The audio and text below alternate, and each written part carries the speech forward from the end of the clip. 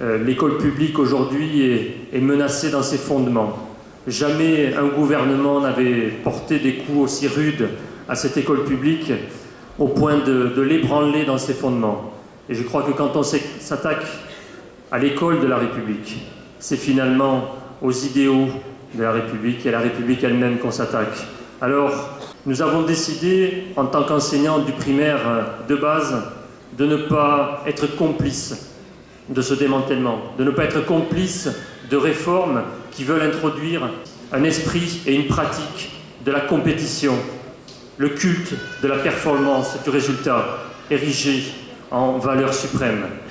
Nous avons décidé que nous ne pouvions pas appliquer à la lettre des dispositifs qui constituent un véritable reniement des valeurs de coopération, de solidarité qui sont au fondement de l'école publique. Alors nous avons décidé tout simplement d'entrer en résistance, d'entrer en désobéissance publique, le fait que tout simplement nous ne pouvions pas accepter de collaborer, d'obéir à des injonctions, des ordres qui renient les valeurs, l'éthique qui fonde notre métier. Ce mouvement qui a démarré il y a maintenant 1 an s'est étendu. 3000 enseignants du primaire sont aujourd'hui en résistance et en désobéissance ouverte auprès de leur hiérarchie, ce qui est totalement inédit dans l'histoire de l'éducation nationale. Évidemment, ce mouvement n'aurait pas vu le jour sans le soutien, sans la solidarité des parents d'élèves, des citoyens qui se sont fortement mobilisés l'année dernière à nos côtés et plus largement aux côtés de tous les enseignants. Nous gagnerons que si nous savons créer une solidarité forte autour des valeurs de l'école, autour des valeurs de l'éducation. Comme vous le savez, ils ne nous ont pas épargnés.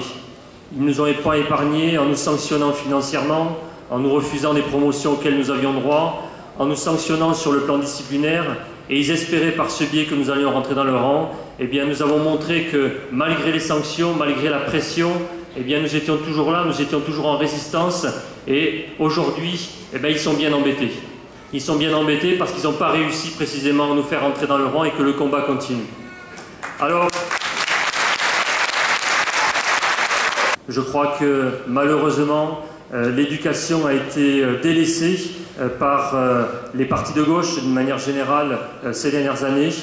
Et je crois qu'il nous faut, dans le cadre de la perspective d'un projet de société solidaire, coopératif, retrouver le sens de l'école publique, le sens des valeurs de l'école publique. Nous devons non seulement défendre l'école, mais aussi imaginer et construire une autre école, ce que j'appelle une école citoyenne finalement. Une école qui ne sera pas uniquement là pour apprendre à lire, écrire et compter, parce que ça reste effectivement les fondements, mais une école qui saura donner du sens aussi aux apprentissages et qui saura donner du sens aux futures générations dans un monde difficile, dans un monde complexe, dans un monde où on aura de plus en plus besoin de solidarité, de coopération et non pas de compétition.